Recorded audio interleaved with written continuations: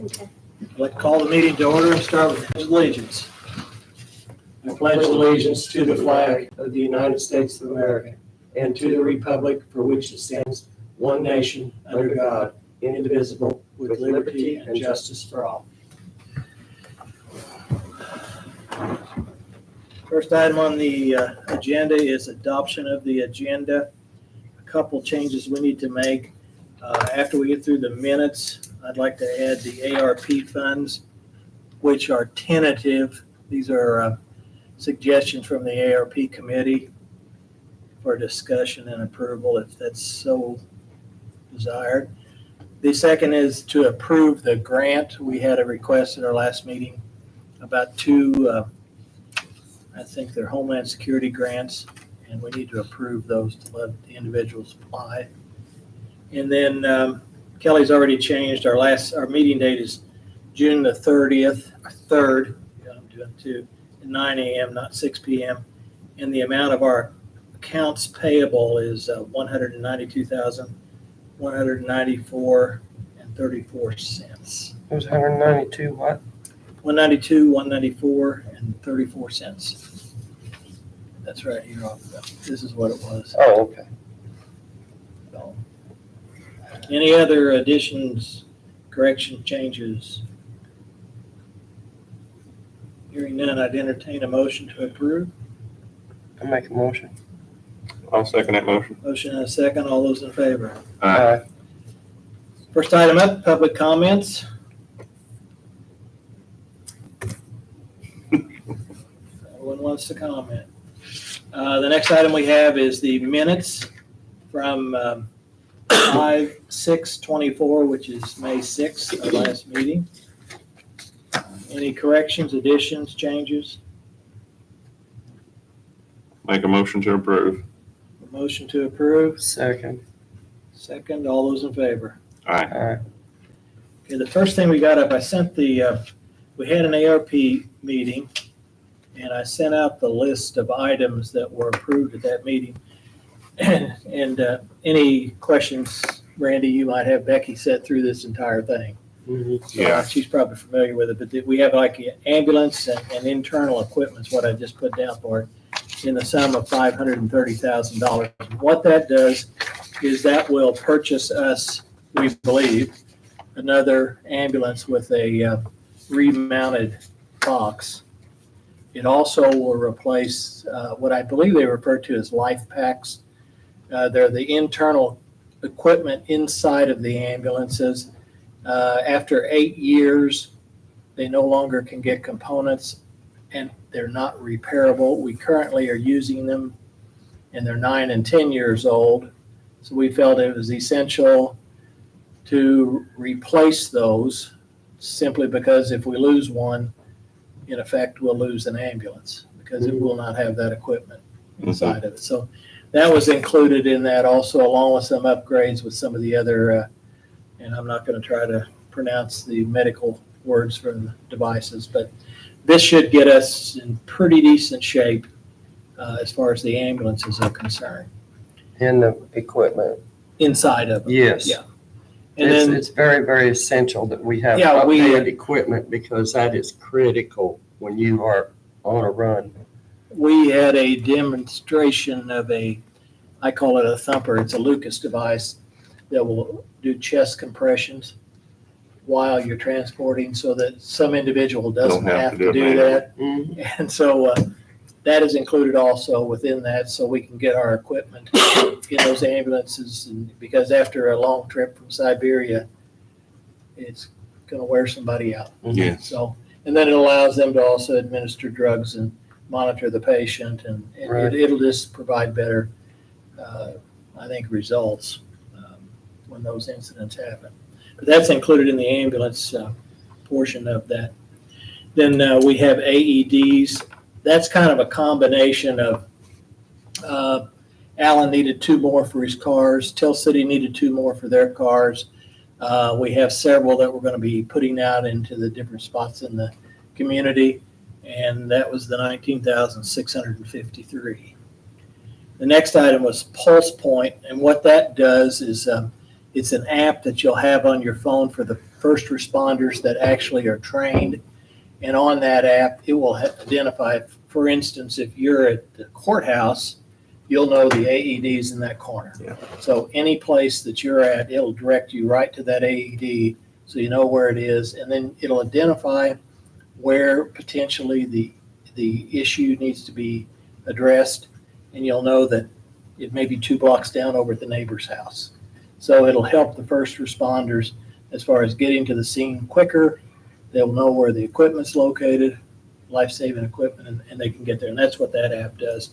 And that's for installation. And then in year 2, it's less money because it's just a maintenance fee Mhm. on that one. And that'll work out in the county also. It'll Yes. It better. I mean, that's the idea. 'cause Yeah, that's what I thought, the yeah. county is more susceptible to having problems. Mhm. In the city, we have, a lot more police officers there right here in the southern part of the county, but out in the county farther up, it's a longer distance to get to any kind of resource, and hopefully it'll work quite well. That's our hope at least. Then the next item we have there is the first responder bags. And what that amounts to, it's kind of, and this is all, they haven't decided exactly how they're going to do it, but it will be like either a backpack or a satchel or something that we will purchase and supply it with all the different necessary tools, like bleed kit. For instance, there was a farmer in Spencer County that recently had an issue, and they successfully saved his life because they had bleed kits available to stop the bleeding. So in these bags, they'll have things like that. They'll have Narcan, they'll have, just the different tools necessary to address the situation, hopefully.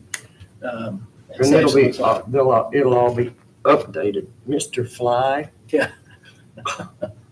And then the last item we have on here was the eye doctors have a scanning device for the back of your retina.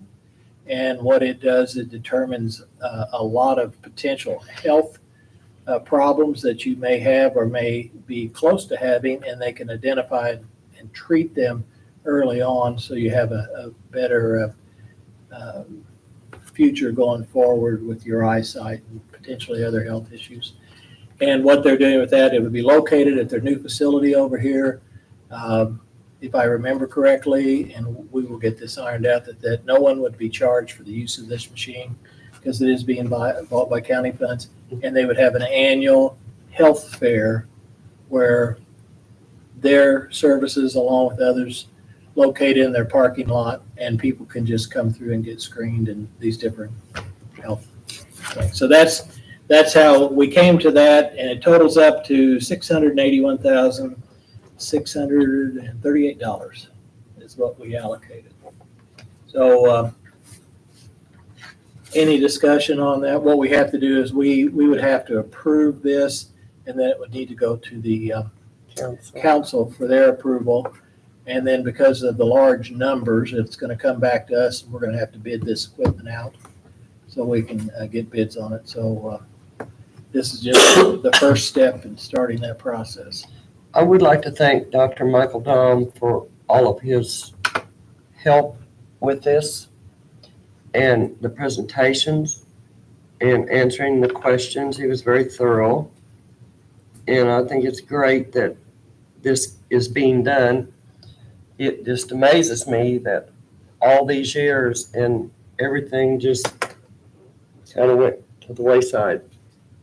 We're talking about ambulances, we're talking about equipment, we're talking about life-saving measures. And that is for the whole county, not just a city. And hopefully we will get some more ambulance workers, and it will be very enticing to them to know that we will have a state-of-the-art ambulance system. I think it's great. And I think it's great that the ARP funds are there. Yes, Well, I think we're fortunate. yes, very fortunate. Two, if you wait a couple more years, then the ambulance will be back where it was. So we have to probably be looking in our budget, how Correct, we can build funds. correct. I mean, In another year, replace another one. Consider, because the vendor said shelf or the life expectancy of this equipment's 8 years. Right. So we I mean, that's got gonna to give us, understand that's. that'll give us plenty of time to set up a fund where so much is going into that fund and put everything on a rotation. And also with this supply chain issue, we gotta be looking at, if we order a truck now, can we get it in 2 years? It's Or is it 3 years? exactly I've heard as right. much as 5 on different equipment. I think, what was it, 6 months on this? Well, we have Box? the box. Yeah. So that helps us. So all they need is a chassis. Yeah. So there's a couple places that will actually remount them. So we'll have to put our specs together and get remount bids and get into the lineup. But I'm thinking within 6 months or so, we could Have have it back. So 2025, probably at the latest, we'll have another one that's 0 miles. But, Randy, I was thinking back, and you bring this up too, that I just back off 8, 9, 10 years back from where we are currently. And I know you said at one time there you had a bunch of issues with healthcare and you were scrambling for money. I bet you this is probably one of the areas that, you were looking for dollars any place you could get them, and it happens, and then this is the result. So I don't know what you do different, but I mean, it's unfortunate it happened. Well, like I say, we are fortunate enough to be able to have these ARP funds to use for that purpose. And we was on a 3-year cycle, and we probably should have been on a 2-year cycle. Yeah. But it was taking 3 years to pay for it, we're putting payments on ambulance, and we was wearing them out. Yeah.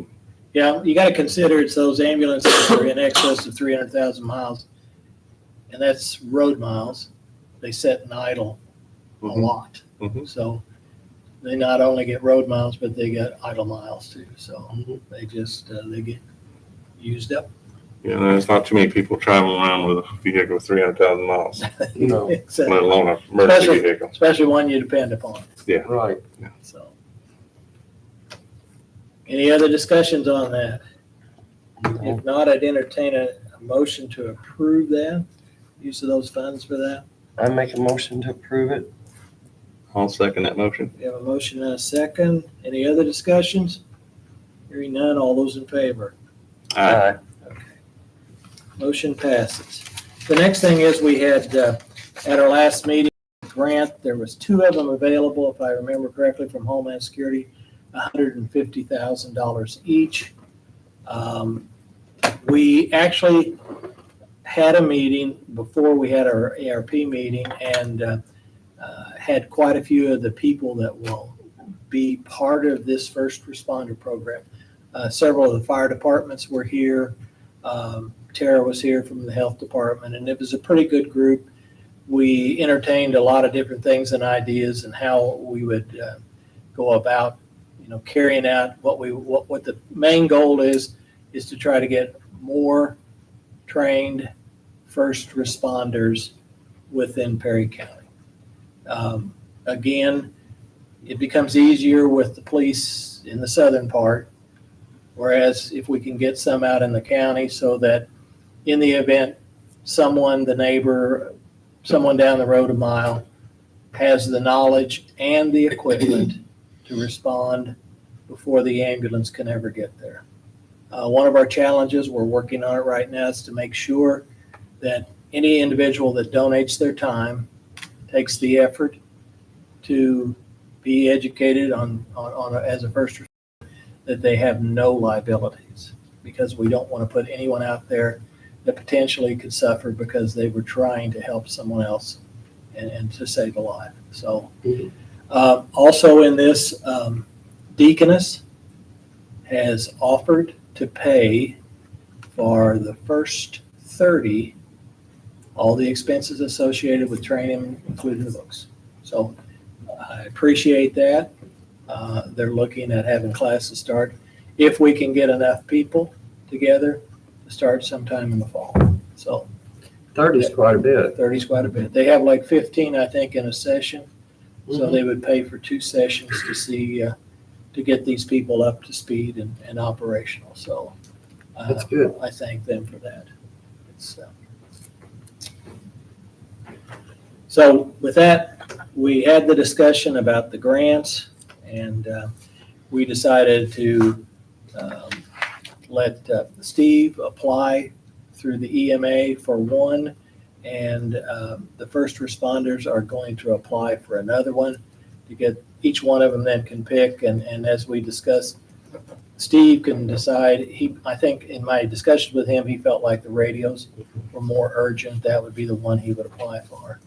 And the first responders are going to try to get additional equipment and things of that what they need. So we need to approve that just as a formality that it's okay for them to apply for it. Hopefully we get both of them. Yeah, and that's due at the end of the month, Yes. That's why the grant. that's why I called them, called both of you, to make sure. Yeah. So, Do you want to make that one motion or you Yeah. want to? yeah, I think one's fine. Okay. I'll make that motion. I'll second. Okay, we have a motion to approve one grant of $150,000 for the first responders and the application. Yeah. For one for the EMA, which I believe Steve's going to, That's Look for for radios. all those in favor? Aye. 3-0. Next item up, we have health claims in the amount of $47,966.10. I make Which, a motion to accept. I'll second that motion. and I want to comment, I've noticed that it seems like our health claims are better, which is good. So we have a motion and a second. All those in favor? Aye. We have a bill for health reinsurance in the amount of $32,233.14. And what exactly is health reinsurance? What that amounts to, Becky, is that if, right now, the county self-insures to $60,000. Yep. So what it is at a threshold, once we have paid out X number of dollars, and I don't know exactly what it is, it's substantial though, this reinsurance will kick in and to Oh. start paying some of these costs. So Okay. we have, like the insurance past 60,000 and up, it covers it, and there's a window, I don't know whether do you know it, Kelly, between like 60,000, and I'm gonna say this and probably be wrong, maybe 230, 40, 50 is they cover. Then there's another, we would have to pay so much, and then if there's a catastrophic event, it would pay over and above that. So it's kind of tiered in there is how the system works. It's insurance for insurance. Yeah, well, it's Well, not, that's it's not basically the, it's what not it the is. primary stuff. I The know. county pays the upfront costs, Right. and then it kicks in if we have a lot of claims, is basically Yeah. what In the happens. past, our broker would come with about 4 or 5 different companies, reinsurance companies, and we would try to stay with the same one, but it was quite a bit cheaper. We would move around, keep the same broker, but get different. The only Reinsurance. trick is how many losses you have, because the reinsurer starts looking at that, and Yes. depending on what they paid out, because we went negative here the last couple of years, and we were getting some handsome increases because of that, which I understand it. If they expect to pay out substantially more money, they're gonna charge us more for the insurance, So I have reinsurance, $32,233.14. I make a motion. I'll second that We have a motion. motion and a second. All those in favor? Aye. Payroll in the amount of $183,864.61. I make a motion. I'll second that motion. A motion and a second. All those in favor? Aye. Payroll withholdings of $39,568.95. I'll make a motion. A Second. motion and a second. All those in favor? Aye. We have a accounts payable claim docket in the amount of $192,194.34. And that's basically for our bills. I make a motion. That pays the bills. Did that one get taken care of, Randy? Did you get some information on that? Was that last one we held back? No. The one about the payments, I think, to Kim Bryant, it Yes. had to do with a sheriff's sale. Right. Yes. I never heard any more about it. There was 3. Maybe I'm gonna hear about it now. Let's see.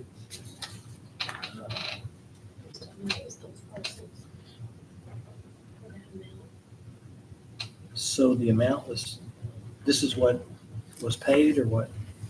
Yes. Okay. So in other words, that's what she paid for the parcels, and then that was refunded to her? That's, I'm not sure. So that was the question. I was looking in there. or in some of the other companies where they had purchased and then had it refunded when the property owner actually came back and paid their taxes. And I didn't see, her name didn't appear, was my question. And so the transaction, I can't remember, I think John Honstein was the one that was buying the property. And there's 3 parcels from the same gentleman. And I didn't exactly know where Kim fit in the transaction. That was my question. So, do we still know? I'll ask. If you want to call in and talk to Kim, she'll be able to answer that question for you. Kim Lasher. Okay, all right. Yeah, she can. Tell me what. I know it's something about a sheriff's sale and a tax sale, same property, different things, 2 different people maybe. So, Got a lot of people involved in the same. There was the transaction I looked at that was the same gentleman. He owned 3 parcels of ground, is what it was. And then he actually redeemed them. And then he, I think, sold them himself, is what he did to John Onstein. I was looking at that transaction, but that's why I was trying to figure where Kim fit into this. It gets a little messed up the deeper you go. yeah. So, But Kim's back now. She can answer those questions for you. okay. We'll just address it next meeting. Then. Yeah, I guess. That's not on any of No, this, it's not, correct? it's not Okay. on any of these pay items Okay. here. But that was hung out there and I forgot all about it, actually. So we have accounts payable. Any other questions, comments? Make a motion to pay. Second. Motion and a second. All those in favor? Aye. Next item up, we have revisions to the personnel policy handbook. And that thing is a project that just keeps giving. Right, Kelly? It does. This has to do, I just spoke with Kelly before this here, they changed the threshold for salaried people. So we have to revisit our handbook again and make sure that we don't have individuals that we're deeming as salaried when they aren't eligible based upon their wages. So, and that's what we're addressing with the changes. Am I correct in that, Kelly? Yes, there are exempt employees that will no longer fit that threshold. So they'll have to be changed back to non-exempt, or an increase will have to be. And it was decided in the committee to suggest for now, until after budget session, to take them from exempt to non-exempt, because they do not meet that threshold, which will be starting January 1st. What actually happened, and I was unaware of this, that changed it as of mid-year. We're budgeted for the whole entire year with the salaries. So what happens is we'd be breaking federal law, right? Mhm. If we continue to treat them as exempt, when in reality their salaries do not support that position after July 1, right? Correct. So this is the reason to change this, and then if they change the salary structure, they may revisit this and rechange the handbook for 25. So, That's because there's going to be 2 changes actually from on July 1st and then January 1 of 25. Yeah. And there's substantial increases. So we Yes. decided to go with the January 1st amount and use that one until January 1st. Until the next budget session. Yes. Okay. Yeah, that's a big increase there.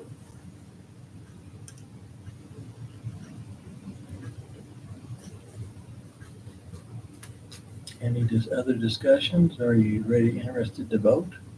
Something we need to get achieved before July 1. Correct. I don't have any questions. I mean, it's federal law. Okay, I was gonna say our hands are tied. Yeah, we're tied.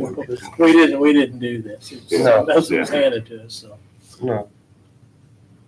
I'd entertain a motion to accept the revised personnel policy handbook as presented. Can you send us a copy of the revision, Kelly, when, I did. Oh, you should did? have those in email oh, and that's right, they're that's right, yeah. they're highlighted in yellow when you change. Okay, So that's I'm sorry. exactly what I had, the packet, Mhm. and she sent that out under her name. So that's why when I was reviewing tonight, that's why I had some questions.